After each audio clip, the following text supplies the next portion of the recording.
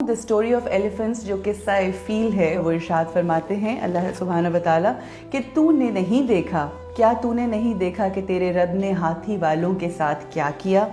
کیا ان کے مکر کو بیکار نہیں کر دیا اور ان پر پرندوں کے جھنڈ بھیج دیے جو انہیں مٹی اور پتھر کی کنکریاں مار رہے تھے، بس انہیں کھائے ہوئے بھوسے کی طرح کر دیا۔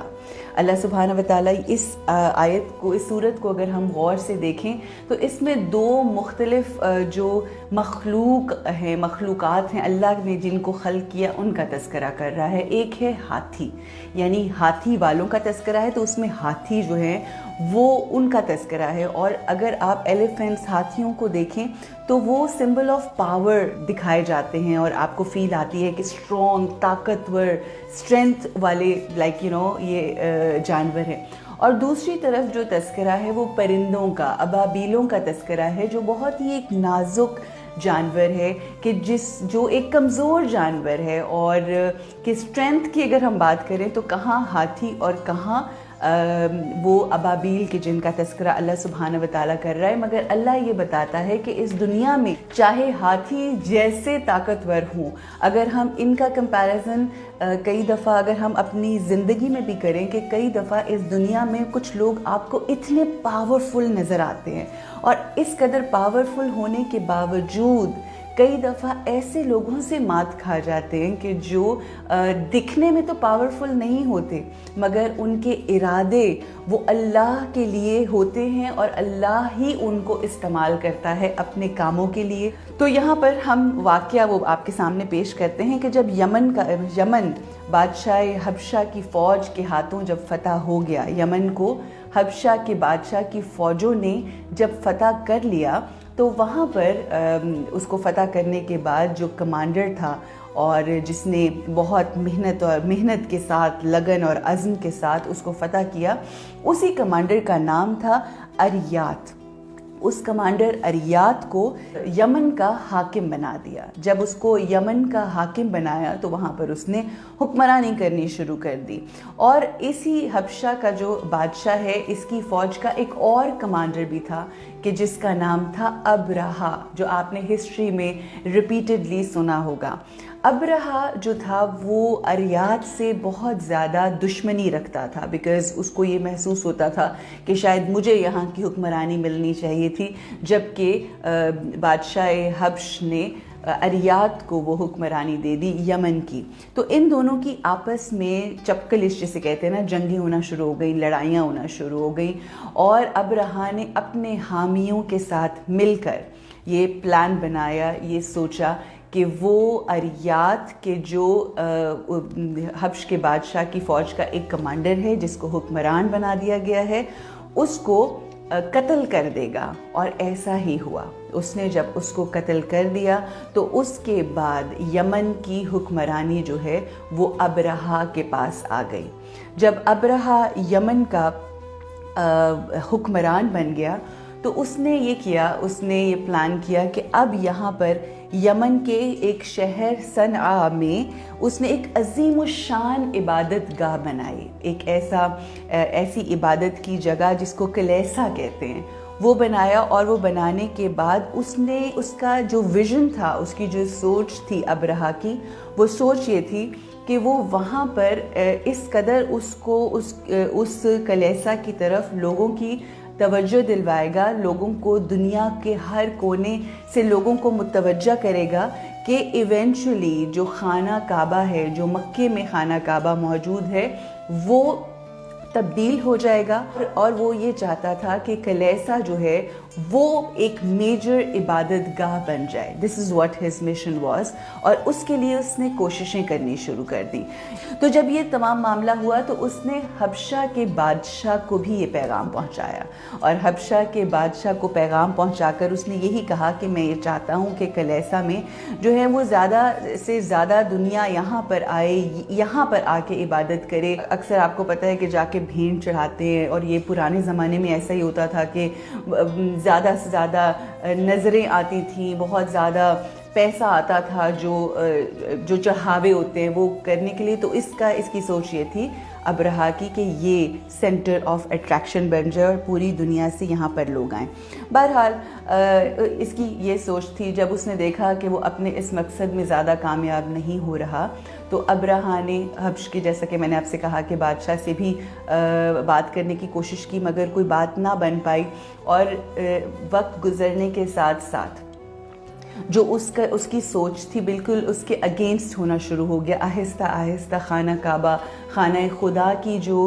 شہرت ہے وہ بڑھتی چلی جا رہی تھی اور کلیسا کو وہ امپورٹنس نہیں مل رہی تھی۔ تو اس نے یہ فیصلہ کیا کہ میں چاہتا ہوں کہ کلیسا جو ہے وہ سینٹر آف اٹریکشن بنے۔ اس کے لیے اس نے ایک فوج اور ایک لشکر تیار کیا اور اس فوج اور لشکر کو روانہ کیا مکہ کی طرف، اور اس کا ارادہ یہ تھا کہ نعوذ باللہ وہ مکہ میں موجود خانہ خدا کو نیست و نابود کر دے گا، اس کو بالکل ویران کر دے گا، اور اس کے بعد دنیا کا جو سینٹر ہو جائے گا عبادت گاہ کا وہ کلیسا، یعنی جو صنعا جو یمن کا ایک شہر تھا وہ ہو جائے گا۔ That's what he thought۔ تو اس نے سفر کا آغاز کیا، اور اس سفر کے آغاز میں جب یہ آغاز ہوتا ہے ایک بڑا سا لشکر جو پوری فوجی سامان میں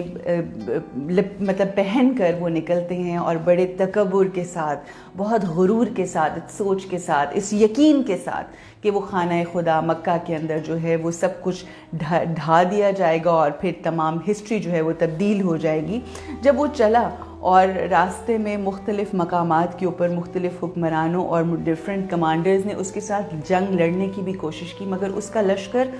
اس قدر بڑا تھا اور اس قدر مضبوط تھا، اور جیسا کہ آپ جانتے ہیں کہ ہاتھیوں پہ تمام فوج جو ہے وہ سوار تھی، تو وہ اس کے گرینڈر ہوتا ہے جو جس طرح سے وہ چل رہا تھا وہ دیکھ کے ہی لوگوں کے اوپر ہیبت طاری ہو جاتی تھی۔ بہرحال یہ لشکر مکہ کے مضافات میں پہنچتا ہے، اور مکہ کے مضافات میں وہ دیکھتا ہے کہ وہاں پر جو مکہ کے لوگ ہیں اور مکہ کے لوگوں کے مویشی مال اور جتنے بھی جسے کہتے ہیں نا جو اونٹ کے ریوڑ اور باقی کے جو مویشی ہیں ان کو دیکھتا ہے، اور اپنے لشکر کے جو فوجی ہوتے ہیں ان سے کہتا ہے کہ ان تمام کو ضبط کر لیا جائے۔ وہ سب اپنی قید میں لے لیتے ہیں، اپنے پاس لے لیتے ہیں، جس کے اندر آقا دو جہان محمد مصطفیٰ صلی اللہ علیہ وآلہ وسلم کے جد امجد حضرت عبد المطلب کے 200 اونٹ ہوتے ہیں۔ وہ ان کو بھی اپنے پاس اس کو قید کر کے اور اپنے پاس رکھ لیتے ہیں، اپنی کسٹڈی میں لے لیتا ہے۔ اور اس کے بعد ابرہا کرتا یہ ہے کہ اپنا ایک قاصد کے جس کا نام حناطہ ہوتا ہے اس کو بھیجتا ہے مکہ، خود اپنے آپ کو ٹھہراتا ہے مکہ کے مضافات میں، اور پھر مکہ اس کو بھیجتا ہے ایک قاصد کو جس کا نام ہے حناطہ، اور وہ جا کے وہ کہتا ہے کہ جاؤ اور سردار مکہ کے پاس جا کے ان کو میرا یہ پیغام پہنچاؤ کہ ہمارا مقصد یہاں پر آنا کسی بھی قسم کی جنگ نہیں ہے، ہم یہاں پر مکہ میں رہنے والے جتنے بھی لوگ ہیں ہم ان کو کسی قسم کا کوئی نقصان پہنچانا ہمارا مقصد نہیں ہے، ہمارا مقصد صرف ایک ہے کہ ہم خانہ خدا، خانہ کعبہ کو ویران کرنے آئے ہیں نعوذ باللہ، اور صرف یہ مقصد ہے ہمارا، اور یہ کر کے ہم چلے جائیں گے۔ بہرحال وہ حناطہ جو ہے وہ آتا ہے سردار مکہ حضرت عبد المطلب کے پاس آتا ہے اور ان سے گفتگو کرتا ہے، ان کو یہ پیغام پہنچاتا ہے اور ساری ڈیٹیلز وہ ڈسکس کرتا ہے، اور یہ پیغام دے کر وہ کہتا ہے کہ آپ ہمارے ساتھ چلیے، کیونکہ ہمیں یہ حکم دیا گیا ہے کہ آپ کو مدعو کیا جائے، آپ کو بلایا جائے، اور وہ آپ سے گفتگو کرنا چاہتے ہیں، یعنی ابرہا آپ سے گفتگو کرنا چاہتا ہے۔ حضرت عبد المطلب علیہ السلام سنتے ہیں ساری گفتگو کو سننے کے بعد وہ یہ فیصلہ کرتے ہیں کہ وہ جا کے گفتگو کریں گے ابرہا کے ساتھ۔ وہ جس وقت ابرہا کے پاس پہنچتے ہیں تو ابرہا بہت ہی تعظیم کرتا ہے ان کی، وہ یہ اس کو یہ نظر آتا ہے یا وہ دیکھتا ہے اور ان کی عظمت اور ان کی عصمت کو محسوس کرتا ہے کہ ایک ایسی شخصیت میرے پاس آئی ہے کہ وہ اپنے تخت سے اٹھ کر زمین پر بیٹھ جاتا ہے اور بہت عظیم الشان طریقے سے ان کا उनका इस्तकबाल करता है, उनके पास बैठता है, उनसे गुफ्तगू करता है। बहुत ही एहतराम के साथ ये तमाम मामला जो है वो पेश आता है, और जिस वक्त वो आके बैठता है ये सारे मामलात होते हैं, तो आप ये सोचिए कि वो पूछता है, इस चीज़ को ज़ाहिर है वो तो पैगाम ऑलरेडी पहुंच चुका है हज़रत अब्दुल मुत्तलिब तक, तो वो तमाम गुफ्तगू सुनने के बाद वो कहते हैं कि आपकी कोई, अब्रहा कहता है हज़रत अब्दुल मुत्तलिब से कि क्या आप कुछ कहना चाहते हैं, कुछ आप बयान फरमाएंगे, कोई आपकी डिमांड है? तो हज़रत अब्दुल मुत्तलिब सिर्फ़ एक बात कहते हैं, और वो ये कहते हैं कि मैं तुमसे ये बात कहना चाहता हूँ कि तुम्हारे आदमी मेरे 200 ऊँट अपने पास ले आए हैं, अपने साथ ले गए हैं और उनको अपनी कस्टडी में रखा हुआ है। मेरा तुमसे तकाजा ये है कि मेरे जो 200 ऊँट हैं वो मुझे वापस करो। जब वो ये बात सुनता है अब्रहा तो बहुत ही परेशान होता है, बहुत ही अजीब सा उसका रिएक्शन होता है, और वो कहता है कि आप एक अजीम व शान शख्सियत मुझे नज़र आए थे जब आप यहाँ पर आए, लेकिन आपने कैसी अजीब बात की है। मैं आपसे ये कह रहा हूँ, मैं आपके खाना खुदा को तबाह बर्बाद नाउज़ुबिल्लाह करने आया हूँ, मैं उसको वीरान करने आया हूँ, मैं उसके ऊपर हमला करने आया हूँ, और आपको अपने 200 ऊँटों की फ़िक्र है। तो उसके ऊपर आपने इरशाद फरमाया कि मैं ऊँटों का मालिक हूँ, इसलिए मैं अपने ऊँटों की वापसी का मुतालबा कर रहा हूँ तुमसे। खाना काबा का मालिक अल्लाह पाक है, वो उसकी हिफाजत खुद करेगा। अब आप ये देखिए कि ये कैसा यकीन कामिल है, ये कैसा एतमाद है अल्लाह की ज़ात के ऊपर कि जो पूरी दुनिया को आने वाले हर दौर में हर शख्स को ये बात बताई जा रही है कि किस तरह से अल्लाह के ऊपर तवक्कुल करना है, किस तरह से उन्होंने कहा कि मेरे ऊँटों का मुझे बताओ कि क्या है। वो मेरे ऊँट है, मैं उनका मालिक हूँ, मेरे खाना काबा जो है उसका मालिक रब है और वो उसकी हिफाजत करेगा। अब्रहा तकब्बुर के साथ उनकी तरफ देखता है। बहरहाल वहाँ से गुफ्तगू ख़त्म होती है और हज़रत अब्दुल मुत्तलिब वहाँ से निकलते हैं और खाना काबा के पास आते हैं। खाना काबा की दीवार और वहाँ पर मौजूद जंजीर को पकड़कर हज़रत अब्दुल मुत्तलिब ये कहते हैं कि हर कोई अपने घर की, अल्लाह से मुखातिब होकर कहते हैं कि हर कोई अपने घर की हिफाजत करता है, हर कोई अपने घर को बचाता है। तो मेरी आपसे ये गुजारिश अल्लाह की बारगाह में वो कह रहे हैं कि मैं और तुझसे बेहतर हिफाजत करने वाला कोई नहीं, तू खुद अपने घर की हिफाजत कर। ये कहकर, ये गुफ्तगू करके हज़रत अब्दुल मुत्तलिब अहले कुरैश के साथ अपने घरों में घर में आते हैं और वहाँ पर अपने आप को महफूज करते हैं और वो तमाम मामलात होते हैं। ये कहकर वो जब अपने घरों में आते हैं और उसके बाद हज़रत अब्दुल्ला बिन अब्दुल मुत्तलिब यानी अपने बेटे को, जो कि हमारे आकाए दो जहान महबूब किब्रिया मोहम्मद मुस्तफ़ा सल्लल्लाहु अलैहि वसल्लम के जो वालिद मोहतरम हैं, उनको ये हुक्म देते हैं हज़रत अब्दुल मुत्तलिब के जाओ पहाड़ की तरफ जाओ, वहाँ पर खड़े रहो और हमें बताते रहो कि क्या माजरा है और क्या वाक़यात और किस तरह से अब्रहा के क्या नेक्स्ट स्टेप क्या है और क्या मामलात हो रहे हैं। अब्रहा तैयारी कर रहा है अपने पूरे लश्कर की। जब अगले दिन सूरज तुलू होता है, तुलुए सुबह का वक्त होता है, तो वो बहुत ही तकब्बुर के साथ, पूरी तैयारी के साथ अपने लश्कर को मुनज़्ज़म करके वो तैयारी में है कि फुल आज वो नाउज़ुबिल्लाह अल्लाह के घर के ऊपर हमला करेगा और जिस इरादे के साथ वो आया था वो उस घर को नाउज़ुबिल्लाह वीरान कर देगा। वहाँ पर जिस वक्त ये सारी तैयारी हो रही होती है तो हज़रत अब्दुल्ला देख रहे हैं कि दरियाए सुर्ख की तरफ से अबाबीलों के झुंड जो हैं वो आ रहे हैं और वो भाग के आते हैं अपने वालिद मोहतरम के पास और उनको ये बताते हैं कि बाबा मैंने ये देखा, मेरी आंखों ने ये मंज़र देखा कि दरियाए सुर्ख की तरफ से झुंड के झुंड आ रहे हैं। हवा जो है वो एक आंधी की सूरत में हवाएं जो हैं वो आ रही हैं। उसके ऊपर हज़रत अब्दुल मुत्तलिब मुस्कुराते हैं اور اپنے اہل قریش کو اپنے پاس بلا کے کہتے ہیں کہ میں تم سے یہ کہنا چاہتا ہوں کہ تم اپنے اپنے گھروں میں چلے جاؤ، کسی بھی قسم کی گھبرانے کی کوئی ضرورت نہیں۔ ہمیں جس مدد کا انتظار تھا، اللہ سبحانہ و تعالیٰ کی وہ مدد ہم سب کے لیے آن پہنچی ہے۔ لوگ اپنے اپنے گھروں میں چلے جاتے ہیں اور پھر وہ دنیا دیکھتی ہے کہ کس طرح سے وہ جو ابابیل ہیں، جو جھنڈ کے جھنڈ میں، کہ جن کا تذکرہ قرآن حکیم میں ہے، جھنڈ کے جھنڈ میں آتے ہیں، اور ان ابابیلوں کے منہ اور ان کے دونوں پنجوں میں جسے کہتے ہیں نا کہ وہ چنے کے دانے کے برابر جو ہیں وہ کنکریاں ہیں، یعنی ایک ابابیل کے پاس 3 کنکریاں ہیں، 2 اس کے پنجوں میں اور 1 چونچ میں، جو وہ لے کر آتے ہیں۔ جیسے ہی ابرہہ کا لشکر اپنے ہاتھیوں کے اوپر تمام فوجی سامان پہن کر جب وہ گامزن ہوتا ہے، رخ کرتا ہے مکے کی طرف، تو وہاں سے اللہ کی مدد آتی ہے اور وہ ابابیلیں جو ہیں اپنے منہ اور اپنے پنجوں کے اندر وہ کنکریاں ڈال کر لے کر آتے ہیں، اور جیسے ہی وہ کنکریاں ان ہاتھی والوں کے اوپر پڑتی ہیں تو بالکل اس طرح سے کہ جس طرح سے کوئی ایک چھوٹی کنکری بالکل ایسے پڑ رہی ہے کہ جیسے ایٹم بوم پڑتا ہے کسی کے اوپر، کہ جو جہاں جہاں وہ کنکری جس شخص کے اوپر، جس ہاتھی کے اوپر وہ پڑ رہی ہے، وہ نیست و نابود ہو رہا ہے، وہ واصل جہنم ہو رہا ہے۔ کہتے ہیں، تاریخ بتاتی ہے، مورخین لکھتے ہیں کہ جو ابرہہ تھا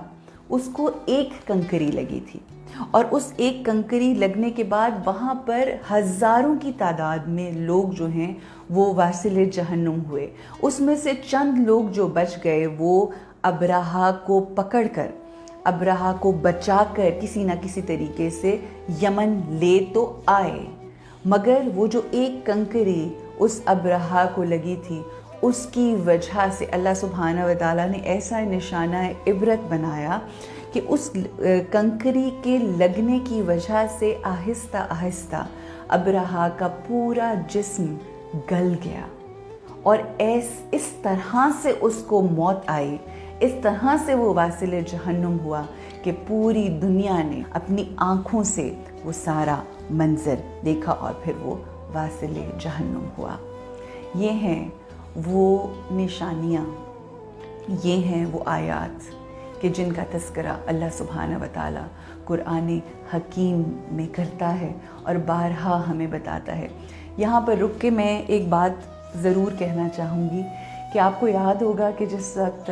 پالانوں کا بنایا گیا منبر، جب خم کے میدان میں، غدیر خم میں، جس وقت آقا دو جہان محمد مصطفیٰ حجت الوداع کے موقع پر جب وہ بے مثال منبر بنا، جو ساری اونٹوں کی جو جسے کہتے ہیں نا ان کے اوپر بیٹھنے کے لیے ہوتا ہے، ان تمام کو اکٹھا کیا اور اس کے اوپر جو منبر بنایا آقا دو جہان محمد مصطفیٰ صلی اللہ علیہ وآلہ وسلم نے، اس کے بعد وہاں پر جو اعلان کیا من کنت مولا فہذا علی المولا، اس کے اوپر اس مجمع میں تمام لوگ حیران تھے، پریشان تھے۔ وہاں پر اس قدر مجمع تھا، جو آگے چلے گئے تھے ان کو پیچھے بلایا گیا، جو پیچھے تھے ان کو اکٹھا کیا گیا۔ جس وقت وہاں پر وہ موجود ہو گئے تو اعلان کیا گیا امام علی بن ابی طالب علیہ السلام کی ولایت اور ان کی جانشینی کا۔ وہاں پر ایک شخص تھا، وہاں پر ایک شخص نے سوال کیا، اور وہ شخص یہ کہنے لگا، ان صحابیوں کے اندر وہ موجود تھا، اور اس نے کہا کہ کیا یہ آپ کی طرف سے یہ اعلان ہے یا اللہ کی طرف سے اعلان ہے؟ تو آپ آقا دو جہان نے ارشاد فرمایا کہ بے شک میری زبان سے جو بھی بات نکلتی ہے وہ اللہ کا پیغام ہے اور اللہ کا اعلان ہے۔ اور اس نے کہا کہ اگر تو یہ واقعی اللہ کا اعلان ہے تو ٹھیک ہے، تب یقین کروں کہ جب کوئی اللہ مجھے نشانی دے۔ اگر یہ جب اس نے اس طرح سے گفتگو کرنی شروع کی اس شخص نے، تو اس کے اوپر سے کہتے ہیں کہ اسی طرح سے ایک کنکری آئی، ایک کنکر اس کے سر پہ لگا، اور وہ شخص جو ہے اسی وقت اسی مجمع میں سارے لوگوں کے سامنے واصل جہنم ہوا۔ سو یہ جو کہتے ہیں نا history repeats it self over and over again, similarly یہ چیزیں ہوتی ہیں، بارہا ہوتی ہیں، اور بس یہ نشانیاں ان کے لیے ہوتی ہیں جو دیکھنا چاہتے ہیں، جو سمجھنا چاہتے ہیں، جو ہٹ درم ہو کے کہتے ہیں کہ بس ہم نے کیونکہ یہ کہہ دیا، اور ہمارے وہ ان کے لیے یہ نشانیاں جو ہیں وہ ان کو نظر نہیں آتی، اور بے شک وہ شخص جو ہے وہ ہلاک ہوا، اور اللہ سبحانہ و تعالیٰ اپنے ہونے کا احساس بارہا دلاتا ہے۔ اور یہی ابرہہ کا حال ہوا کہ اس کو لگی ایک کنکری، اور اس ایک کنکری نے کہتے ہیں کہ جب بھی آپ حجت خدا کے سامنے آتے ہیں، جب آپ ان کے سامنے آتے ہیں جو حق والے ہیں، جو سچ والے ہیں، جو جب گفتگو کرتے ہیں اپنے رب کے لیے گفتگو کرتے ہیں، جو جب بات کرتے ہیں سچی اور حق کی بات کرتے ہیں، جب ان کے سامنے لوگ آ کے اکڑتے ہیں، تڑتے ہیں، تو پھر اللہ سبحانہ و تعالیٰ اس دنیا میں فیصلہ کرتا ہے اور پھر بتاتا ہے کہ کون حق پہ ہے اور کون باطل ہے۔ یہ میں آخر میں بس یہ بتانا چاہوں گی کہ جس سال میں یہ واقعہ ہوا، اسی سال میں ہمارے آقا، ہمارے مولا، حبیب کبریا محمد مصطفیٰ نبی اکرم صلی اللہ علیہ وآلہ وسلم کی آمد ہوئی، کی ولادت بسعادت ہوئی، اس دنیا میں ان کی آمد ہوئی، اور اس سال کو عام الفیل کے نام سے جانا جاتا ہے۔ ہاتھی والا سال اس کا نام رکھ دیا گیا عربوں نے، اور پھر یہ ہمیشہ کے لیے ساری دنیا کے لیے جو ہے وہ مثال بن گیا کہ کس طرح سے جب آپ اللہ کے سامنے مقابلہ کرنے کی کوشش کرتے ہیں تو کس طرح سے اللہ کی ذات جو ہے وہ چھوٹی سے چھوٹی چیز، اگر اس کو آج کے دور میں بھی اگر ہم دیکھیں تو ایک چیز جس کا وجود جو ہے وہ نظر نہیں آتا، اس کو ہم مائکروسکوپ میں ہی دیکھ سکتے ہیں، اور آپ یہ سوچئے کہ اس نے پوری دنیا کو کس طرح سے لاک ڈاؤن کر دیا ہے، کس طرح سے بند کر کے رکھا ہے۔ اللہ ہمیں یہی سکھا رہا ہے، یہی بتا رہا ہے کہ بے شک میری طاقت سب سے زیادہ ہے، بے شک میں اگر چاہوں تو ہر چیز کو ہلا کے رکھ دوں، کہ اس نے ایک چھوٹے سے یہ وائرس سے، کرونا وائرس جسے کووڈ-19 ہم کہتے ہیں، اس وائرس سے کس طرح سے پوری دنیا کو ہلا کے رکھ دیا ہے۔ تھینک یو، بہت بہت شکریہ۔ ہمیں اپنی دعاؤں میں یاد رکھیے، دعاؤں کے دن ہیں، دعاؤں کی راتیں ہیں، آپ سب لوگوں کے لیے نام بنام دعائیں ہیں، اور ہمیں بھی اپنے دعاؤں میں رکھیں۔ بہت بہت شکریہ۔ بر محمد و آل محمد صلوات، اللہم صلی علی محمد و آل محمد۔